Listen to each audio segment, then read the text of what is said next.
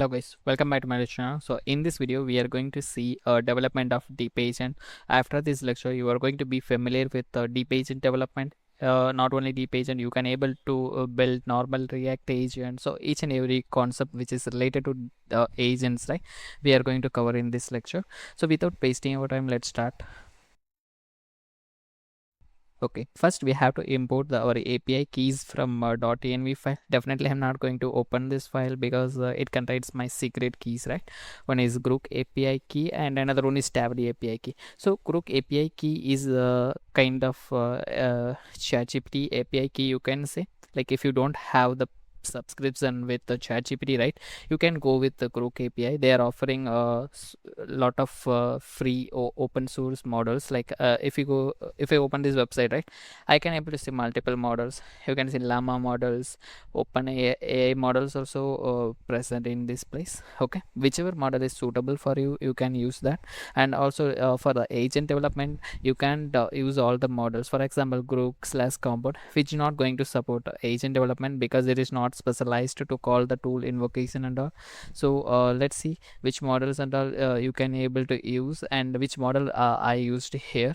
Each and everything we can see. Okay, so you have to go to that website and you have to create the Grook API key. Similarly, Tably API key, I'm going to link the web page URL in the description. You can go to there. Okay, and also I'm going to upload my code. You can able to access my code as well. Okay, and after calling those keys, right, we have to import necessary libraries for our project. Okay, so one is the deep agent library and Grook library, Tably API client. So very basic things we are importing, and also we are importing the langsmith related things. Like let me explain later why we are importing this. Like this is very useful to trace everything, like what are happening in your project. You can able to trace everything, like which tool it invoked, what is the input it passed to that tool, and what is the output we got from that tool. Each and everything we are going to get. Okay, here this is very necessary place. Here I am calling that LLM model from the group. Okay, so here we are going with OpenAI GPT OAS as 120 billion parameter models. Okay, so also you saw like 20 billion models, right? That is not going to support the agent development, so definitely you have to move with the 120 billion model. Okay, same way you can also import, and there is multiple models. Like if you want to try any another model, simply you can pick the model name and just paste it here. Definitely it's going to work. Okay, and also I'm importing something for langsmith and all. So this is necessary to trace my project. Okay, in langsmith. So langsmith is an amazing project. Like they provide some UI that you can able to trace everything, like what happened in your agent execution. Okay, so this is normal function. Like just I'm using this for output extraction, like to visualize my final output and all. Okay, so let's see. In my project we are going with one tool and another one is one agent. Okay, so first tool is like calculator.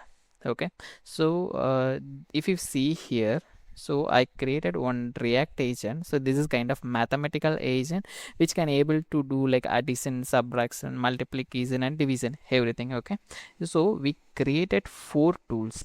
Okay, for mathematical operation we created four tools and we provided those tool as a, I mean those function as a tool for this particular React agent. Okay, and we added the prompt like you are the strict mathematical agent, you have to use this tool to solve the user problem, you can say.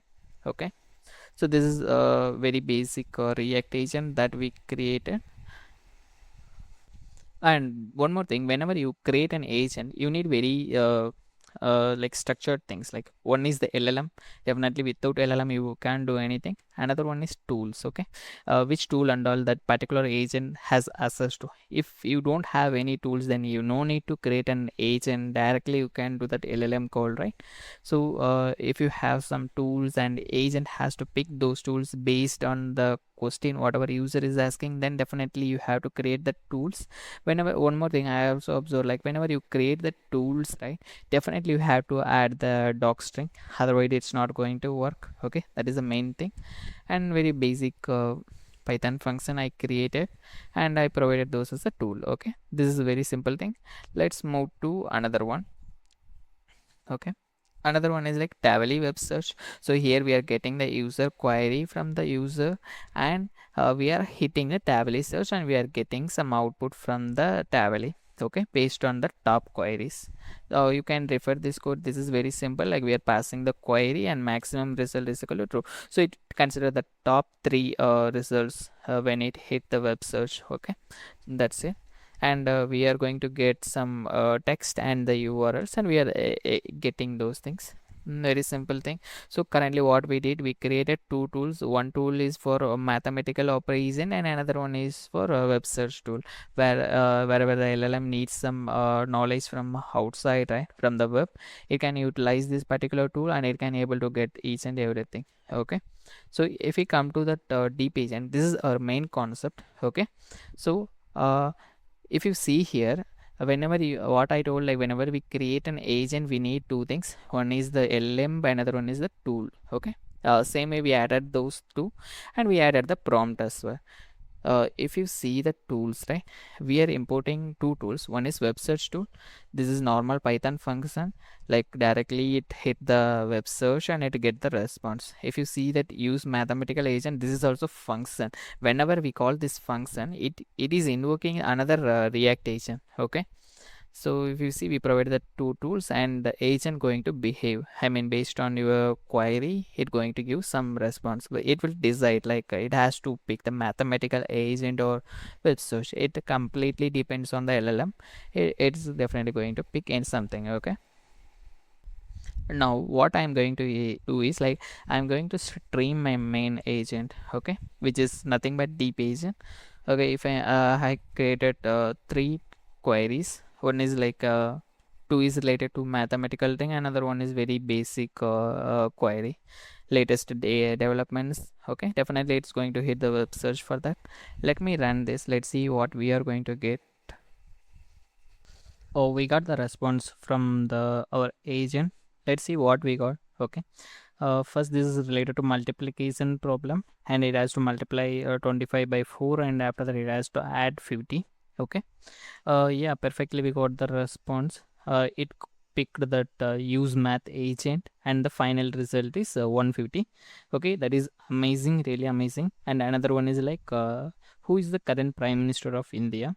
Okay, and also it can able to summarize, like Narendra Modi has been prime minister of India since 2014.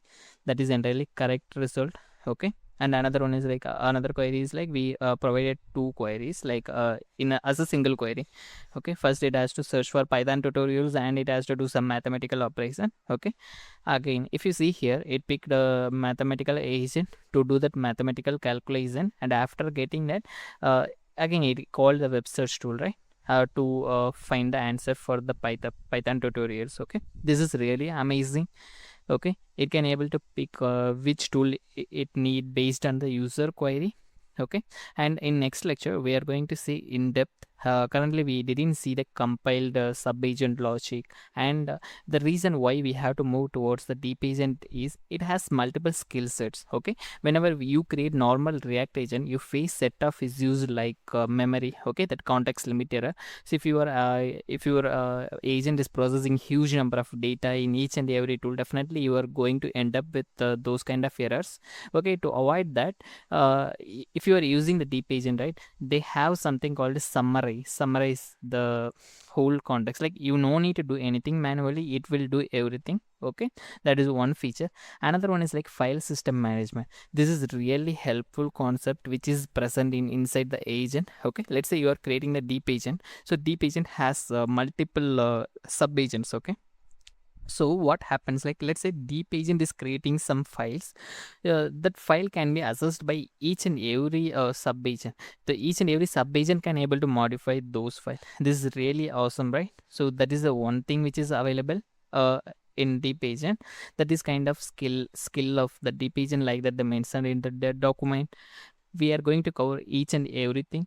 Okay, this is our part 1 video. part 1, part 2 will come in next week. Okay, give your support to our channel and follow each and every subscription and like will motivate me to upload more videos. Okay, thank you.